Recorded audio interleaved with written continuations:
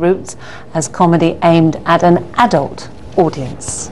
I'm really excited about the Muppets coming back. I must say, it's fantastic. I'm going to convince you both that the Muppets are worth watching. To discuss this, Sally and I are joined by Bundeep, Rangar, Chairman of IndusView. Welcome. Thank you. Good to see you again. Before we get to the Muppets, because I'm very excited about them, let's start with Libya. Now, we have heard of ceasefires being agreed, of rebels being pushed one way, advancing, retreating, Gaddafi's forces retreating, advancing. Now the African Union says, yeah, we've agreed a peace plan. Are you convinced? No, I'm not. Not because I believe the African Union has got any other motives, but the credibility of Gaddafi, whenever it's been, there's been a cloud of a ceasefire, has only been to regroup and again attack the rebels with a more concerted strength behind it. And I believe that the African Union is trying to do the right thing. Remember, Gaddafi was chairman of the African Union until last year. He's very, very close to that. And the 4-point program that they've put forward for humanitarian aid, ceasefire, protecting foreign nationals, goes so far. It doesn't actually say something about redressing what's been wronged against the innocent civilians in the past few years. No South African style questioning of what's happened. But he wouldn't agree to that anyway. The first step surely is to stop the fighting. Sure, but the rebels will not agree to something unless Gaddafi acknowledges what's been done and, more importantly, leaves. And Gaddafi won't leave. There's no place he can go to safely in the world, so he's going to make his last stand there. And that's where I think the crux of this falls. So this again is just more political manoeuvring and posturing by Gaddafi? It's very well intended, but I don't think that it's going to hold water because the rebels just want him out. The bottom line is that, and Gaddafi is not leaving.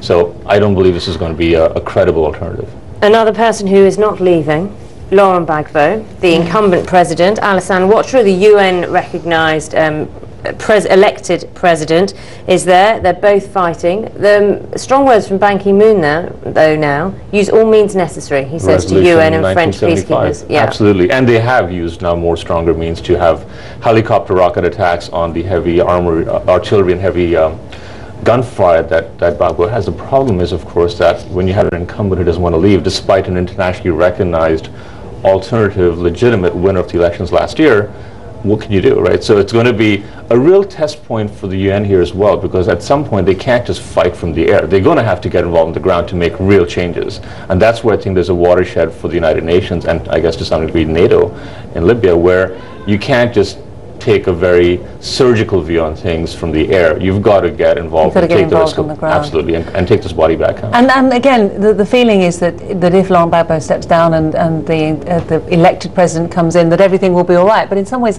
again, that's a very short-sighted view as well, because half the country didn't vote for him. Well, half the country didn't vote for him. That's where you see the civil strife there and continued human rights violations from both sides. At least you had a legitimate democratic process of electing a government. I think that's where there's a silver lining in all of this. And you can find ways, coalition style or what have you, to get representation from both sides. The point is the fighting has to stop and the massacres have to stop, and that's where the UN has real legitimacy to go in and do something about it.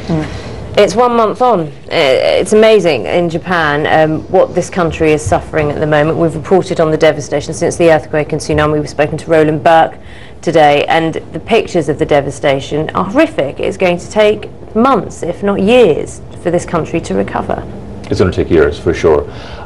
Because not only do they have to go and fix what went wrong and recover from all this terrible damage and debris, they've also got to find a way of preventing this from happening in the future, right? Because even the coast of Japan, which has experienced numerous tsunamis over the past centuries, is not going to allow itself to be subject to this again and then be criticized for not learning from this experience. And what an expensive experience. About $300 billion right now is the price tag. Probably the most expensive natural disaster. It's the economy of a small country, or certainly, Scotland or Wales in England.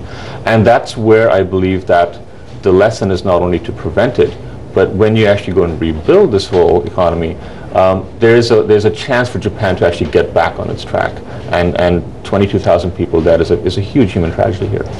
But it is going to get worse before it gets better there, isn't it? When we looked at the car production today, and yes, there's some resumption of production in some of those factories up in the north, but the biggest issue is the lack of power, and again, that goes back to the infrastructure. And Tokyo Electric Power's, huge continued problems with their nuclear reactors there. look, it's going to take a long time for them to recover. This Toyota's back, but its production is half, right?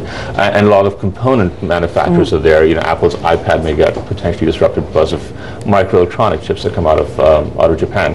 But having said that, Japan's a very, resilient country in that way, and there's a huge determination to come back. And there's a huge dependency, again, on the sea for a lot of people who live by the coast. So they can't just move it or pretend to that this is a one-off thing. This is a long-term solution that's needed here. But there is a lot of factories who are looking not just to move away from that northern area, but actually now to shift production out of Japan altogether. And that, again, is a trend that's happened in the past. Japanese companies have set up in Singapore and Malaysia, certainly in China. They're one of the biggest investors there. So it is a continued process. But you can move everything offshore, if you may, because ultimately you have an unemployment problem with that. So it's a time for Japan to really stand up and acknowledge what's there. 22,000 troops on the ground searching for, dead bodies and rebuilding. That is the first phase of that. But it's going to take not just months, it's going to take like 5 years at least.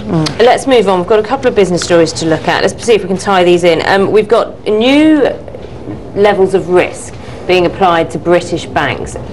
They have to separate their businesses. Sally's covering this today. Is this going to push banks away from the UK? Look, Britain's a very specific example of where the exposure to the banking sector is so huge that if things went wrong again, Britain just would not be able to afford a bailout of British banks. Unlike most of the countries, Britain's top banks' combined balance sheet is about 5 times their GDP, right? So if things went south the way they went in the past, you can't have a US-style bailout, you can't have an Ireland-style bailout, because we simply can't afford it. So what they've done, I think, is find a middle of the ground kind of compromise where they're not breaking up banks, which is what the big banks feared.